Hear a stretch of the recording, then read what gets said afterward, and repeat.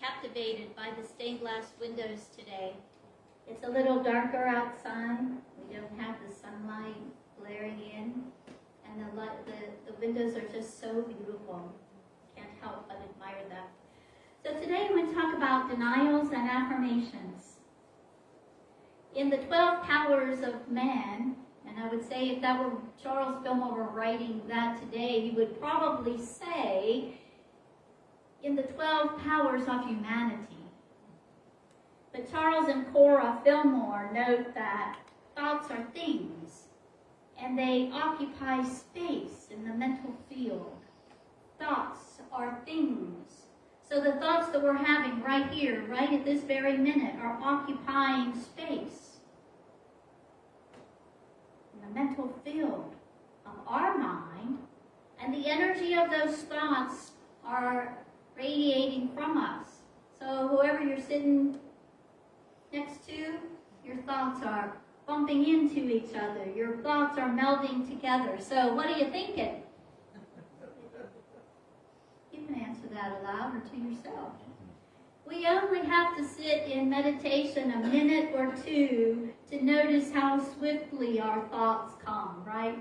We talk about this most Sundays after our time of meditation, how the thoughts continue to come. It's estimated that a human person will experience anywhere between 60 to 80,000 thoughts in a day. That's a lot of thinking. But congratulations, it means you're alive.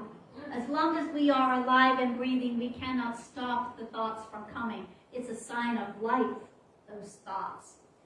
The Fillmores go on to say a healthy state of mind is attained and maintained when we, the thinker, are willing to let go of old, untrue thoughts and to make room and take on new thoughts of divine truth. Notice it's not taking on any old thought. It's a new thought of divine truth. And this is particularly important when we consider that spiritual law, the law of mind action, which says thoughts held in mind. Say it again. Thoughts held in mind. Yes, produce more of the same kind. So have you ever found yourself in a cycle of what some people have called stinking thinking? Yeah. It's not uplifting thoughts. It's not positive thoughts. It may be judgmental thoughts. But scientists tell us that there's a natural progress in our mind to gravitate to those negative thoughts. And it's thought that in the beginning of time, noticing negativity was a protection. It was a self-protection here of our human brain, our early brain, our reptilian brain. And whoever has pets, cats and dogs, do you notice that your dog will circle, or your cat circle maybe 2 or 3 times before they actually sit down? That's to make sure that the ground is safe for them to sit, that there's no snakes or anything that could hurt them in that ground. We, like our pets, don't need all of those inborn protections so much anymore. Our mind goes to the negative so that we could be prepared for anything that was coming our way. Before we had homes, there might have been huts where animals of the wild could encroach upon. So the human mind had to be ready for something that might be negative or frightening. So the thoughts automatically were aware and awake to the negativity. But like our cats and dogs who are domesticated, We don't really need that kind of protection anymore, but it's inborn, it's embedded in us. So here we are, stuck in negative thinking patterns? No, I don't think so. We have great spiritual practices that we can use and move us into alignment with new ways of thinking about truth, divine truth. And first, we move into the practice of mindfulness. And each week so far this year, I've shared a mindfulness practice with you. And if you're participating in those practices in any of those weeks, what have you noticed? Anything? Anybody? Have you noticed that maybe you're a little or a lot more aware of your movement in the world and how you're showing up in life? Are you noticing where your mind drifts throughout the day? When I first began my mindfulness practice with sincerity and with devotion, I was amazed that my mind could tumble into a state of negativity without me even noticing. And I have a practice of setting an alarm on my clock to ring every hour, so that every hour I check in. Where have my thoughts gone to? Are my thoughts the thoughts that I want to hold, and is it the energy I want to contribute into the world? What is my body feeling? Every hour I do that. I've been doing that for 5 or 6 years now. And so I can catch myself a little more quickly than I used to. And at least I notice. Are you noticing places where you could think, speak, act, and walk maybe a little more gently in the world? Are you noticing some of those things? And this is the very first step. It's recognizing what's going on in our mind, what we're holding in our thoughts. Because this is how we manifest in the world. What thoughts that we're holding, that spiritual principle, that unity principle, we're co-creating by the energy of those thoughts. And we recognize in quick order that we're living from the inside out. We think that the outside world is causing us to respond, react in certain ways, but it's inside out. What's happening here inside of us is showing up out here in front of us. So if you have some love moving around in here, guess what you're going to notice? People are going to be loving towards you. You're going to have lots of experiences of love floating around you. And guess what? The same holds true. If you're feeling anger, bitterness, or resentment inside here, there are people showing up in your world with anger, with bitterness, with resentment. This I know to be true. I live this. Yes. When I'm annoyed, when I'm frustrated, guess who shows up? Somebody to mirror that to me. To say, hey Karen, this is what's going on inside you. Are you sure that's what you really want? I could choose to stay with it. The chances are I'm going to want to shift and change to something else, and I can do that by the command of my thoughts. It's recognizing these stories that we repeat to ourselves over and over and over again become our life. The stories that we tell. You know those stories that you tell friends so often that even you're tired of hearing them? Those stories, yeah, they become our life. And we begin to believe that they are true. We begin to believe that all of those stories are true.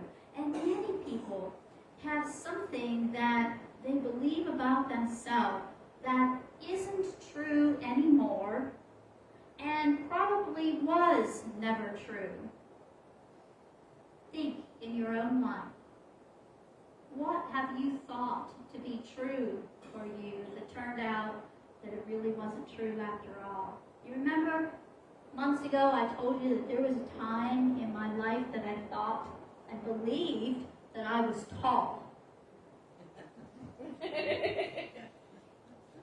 Yeah, I lived in a house with women who were 5 foot.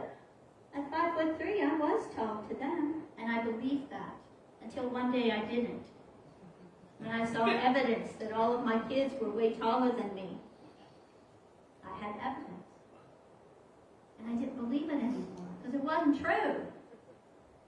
In this very small segment of my house, my grandmother, my sister, my mother, yes, I was tall, but not nowhere else. What do you believe about yourself that isn't true any longer or never was true? Those are the things that we get to work with and play with and massage. And when we hold those thoughts, they become so embedded into our subconscious mind. And that subconscious mind is what informs us through our day, even times that we don't realize it. The choices we make, the judgments that we come to, our discernment is informed by our subconscious mind. So isn't it interesting that sometimes non-truth is in that subconscious mind?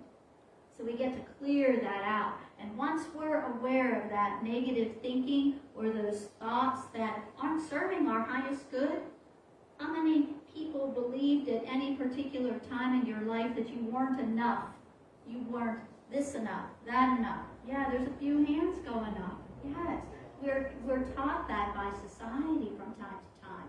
And we sift through those thoughts and we step into this wonderful spiritual practice of denials and affirmations.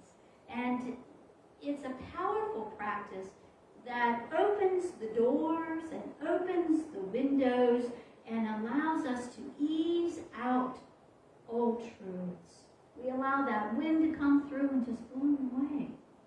And denials and affirmations are 2 parts of one process. So we begin with the denials. Denials are space-making practices. And Unity co-founder says this about denials. Denials are a mental process of erasing from our consciousness the false beliefs of our sense mind. What happens when you erase something? It's gone. Notice you're not just crossing it out, drawing a line through it. Because if you do that, it's still there. You can go back to it. We're erasing it. You're erasing it from consciousness, the false belief of the sense mind. And denials clear away the belief in evil or its reality, and thus make room for establishing divine truth. So we get this practice. They're not stated to say that a certain condition, a certain experience, a feeling that we might have in this human form doesn't exist. It's not saying that. It's not denying the existence of that. A denial is stated that although these feelings, these thoughts, these experiences exist in our human experience, they have no power over our spiritual truth. They have no power over it except power that we give it. So when we practice the denial, we wouldn't say that we don't have a cold or allergies when our eyes are watering and red and puffy and we're sneezing and coughing, etc. We wouldn't say, nope, I don't have a cold, I don't have allergies. We don't deny those symptoms. We say, oh, I have all the symptoms of a cold or allergy. But what is true for us when we take away the power that those symptoms have in our life? We can recognize that those symptoms are temporary. Those symptoms are what our body is experiencing in this moment, and it will pass. Because the true, divine, spiritual truth of us is that we are perfect. We are wholeness made manifest in our spiritual realm. And we don't deny that the bank account is empty when our checkbook says 0 or -0. Never had that happen. We don't deny that, but what we do deny that this has any power over the truth of our abundance. Our checkbook might say 0, but that does not define our abundance. So what do? We open our spirit. We do our inner work. We open our heart. We open our mind for new ways of recognizing abundance. That coworker who invites you to lunch and wants to pay your way to lunch because it's your birthday, that's abundance. The coupons that came in the mail for 50% off, whatever, that's abundance. The tickets that someone gives you to a play or a musical because they're going out of town and can't use them, that's abundance. How often we don't count that as our abundance. We use a very little description of abundance so that we can't see the greater picture of abundance when it's rolling all around us. When we're swimming in abundance, we can't see it. When we look around our living space, all the things that are in there. I have many things that people have gifted me over the years. And I look around my house, and when I see an object that was gifted to me, my heart just explodes with gratitude. And the memory of that person, and the times that we shared, and books, people have given me books, and oh my goodness, I can feel their energy when I hold the books. That's abundance. So we recognize that the whole hard, cold reality of that checkbook is 0. So we do the work. We go out and we might take a second job. We might ask our boss to give us an increase in our salary. We might gather up the things that we no longer need or want or use and sell them so that we have those dollars and cents. And we do the emotional and spiritual work that is beneath the experience of lack. We look at our own mind and our beliefs and how we see the world. Do we see the world of a place of abundance, of love? Do we see the world as a place of abundance of material things? And if we do, are we open receptors to receive that? And when someone wants to be good to us and share their good with us, that's part of the law of circulation. So we practice being givers and we practice being recipients of good. That's a hard thing for a lot of people to practice. Say, being a recipient of good. We often feel uncomfortable when somebody wants to lavish good on us, right? Oh, no. Thank you. Oh, you don't need to do that. No, it's okay. No, I'm fine. We can be good recipients. And we always do the spiritual, emotional work of whatever it is. There's a prosperity class going on, a book study going on right now. And last week we talked a little bit about what we thought about prosperity.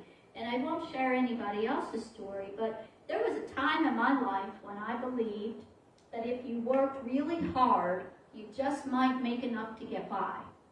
Well, where's the abundance in that? But that was a generational teaching.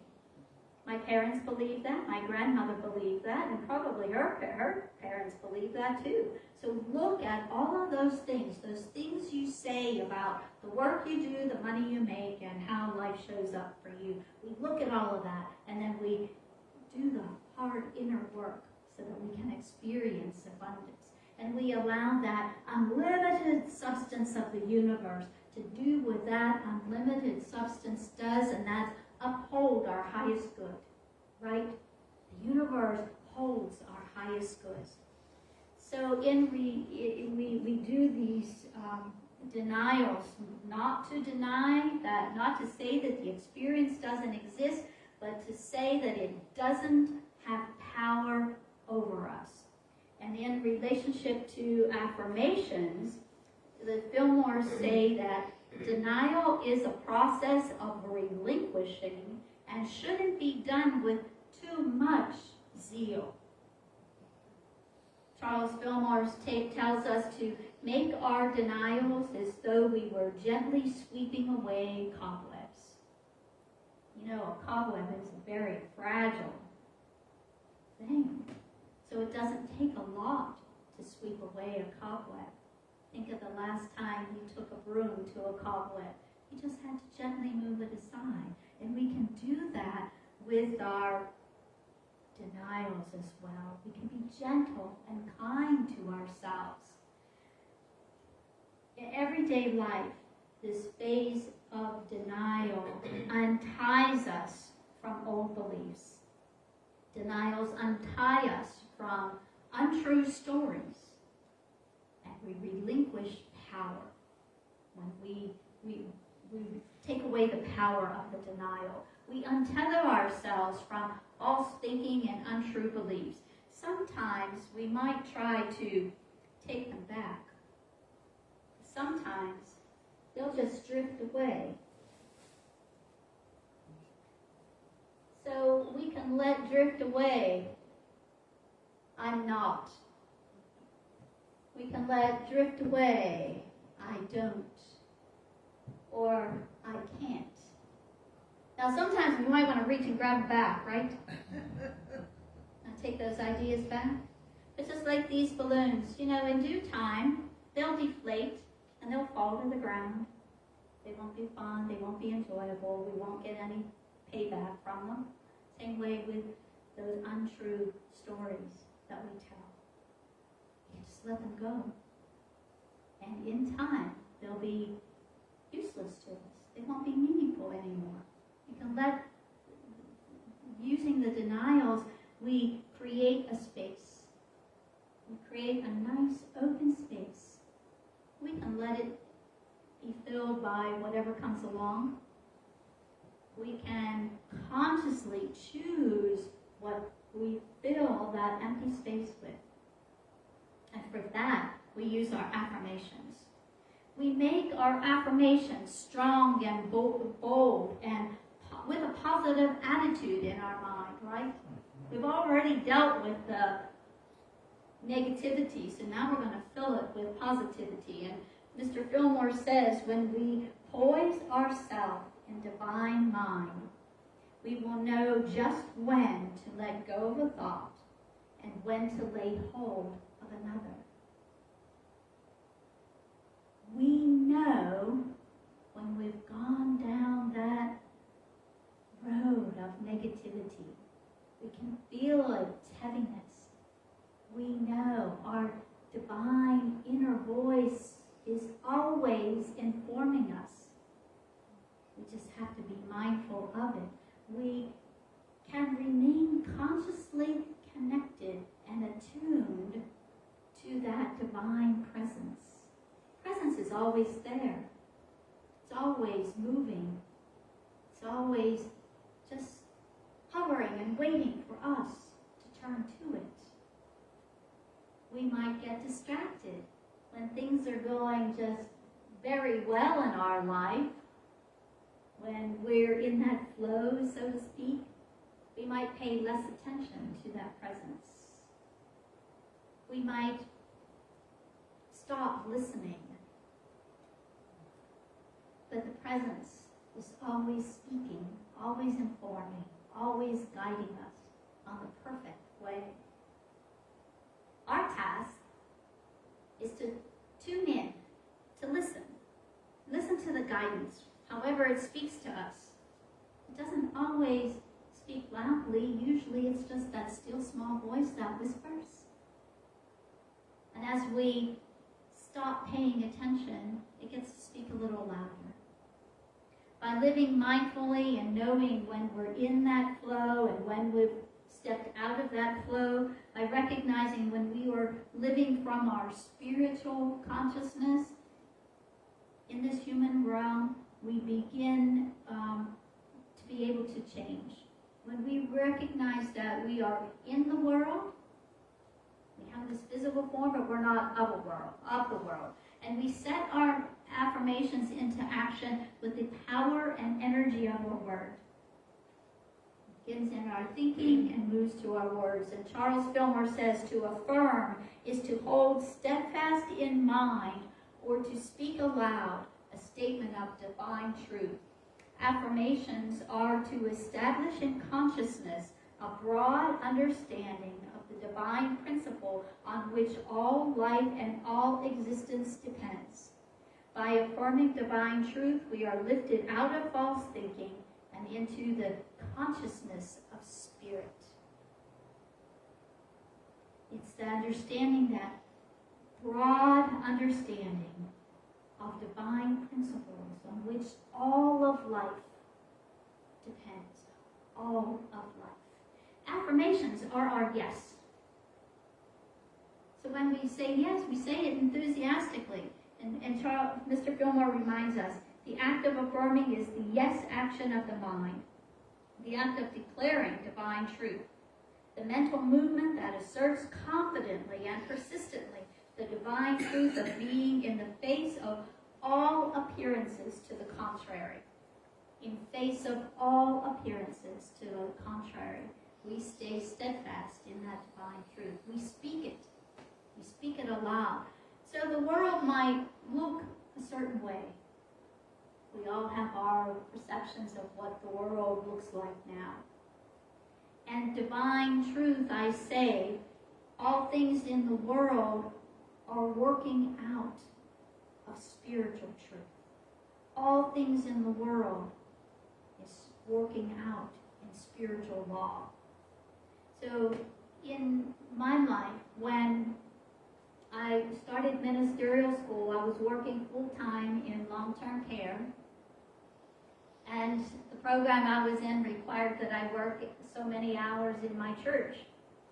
20 hours a week in my church, full-time in long-term care, and my classes.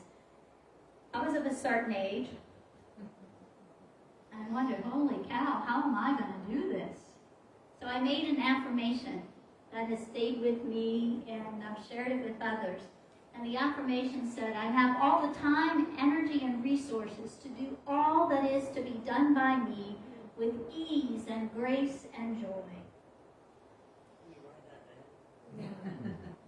I have all the time, energy, and resources to do all that is to be done by me with ease and grace and joy.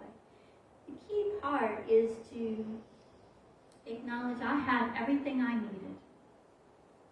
The illusion of a lack of time was just in my head. I had all of the energy. I've always been a very high energy person. And I had all of the resources. I had the books. I had the places to go to study. I had the support of my church. I had everything I needed. Key point is to do all that was to be done by me. All that was mine to do. My classes, my work at the church, my work in long-term care. Not to do what was yours to do. Ever bought into anybody else's to-do list? Ever bought into what was really somebody else's to do? No? Nobody's ever done that? Oh, please. Yes. Thank you. Yes. It's doing what is to be done by me was a real pivotal part of that. So what's your affirmation for life? Do you have an affirmation that you follow in life? Anybody? I am.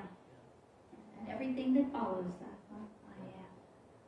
So you might want to pause sometime during the week and create an affirmation for yourself that supports divine truth in your life, that supports your human interest in life, in your human condition in life. There are two ways that we use affirmations. The first is to inform our mind and to guide our thinking, to create a habit of thinking in the affirmative. When our mind wants to take us to the negative, it's creating a habit of positive thinking, of affirming truth. And it's not the toxic positivity, which is the buzzword today. It's not, oh, it's all in divine order, it's all God, it's all good. Those are flippant phrases. It's what you know to be true. And what I know to be true for me is that I am beloved of God. And for many years I said, I'm beloved of God every morning. That was all I could say. That was the only affirmation. Because I was raised with a different concept of who and what I was in the eyes of God. I am perfect, whole, and complete was the next one. And I carried those two affirmations for many years until they were ingrained in me, until I looked in the mirror and I saw something good. Something that God approved of. God said yes, and I could too. We use affirmations to bring those divine ideas and make them manifest. We bring them from the invisible to the visible. So we use affirmations to bring life into existence. Affirmations are more than positive thinking, and they're more than possibility thinking. Affirmations guide us to the realization of truth, divine truth. It's stating divine truth. Not flippant quotes, not things that you really don't believe in your heart. Yes, I had to say I'm beloved of God until I really believed that. I had to say that I was whole and perfect and complete. I had to say that until I believed it, because I didn't always. And affirmations guide us to those facts of divine truth, that something that is true regardless of the outer appearance. And after error thinking, we relinquish by denial, we retrain our mind, and we fill the vacant spaces with truth, divine truth, the ideas that are inspired by Spirit. Make an affirmation for living your days. You can begin with, I am beloved of God. If ever there's a moment or a second or a nanosecond of doubt, make that your affirmation. You can make your affirmation, I am one with all beings. That changes how we show up for one another. I am one with all beings. If I am one with you, I see you as I see me. Beloved of God, whole, perfect, and complete. It leaves no room for anything else when that becomes my truth. So this truth gives power to us to draw us ever forward to a closer relationship, a more intimate experience with our God. When we're affirming the truth that is divine, when we're recognizing our divinity, when we're in conscious connection with Spirit. Live all of those. We have a greater expand of understanding of spiritual truth. So fill your day with affirmations. Fill your heart with divine truth. Namaste.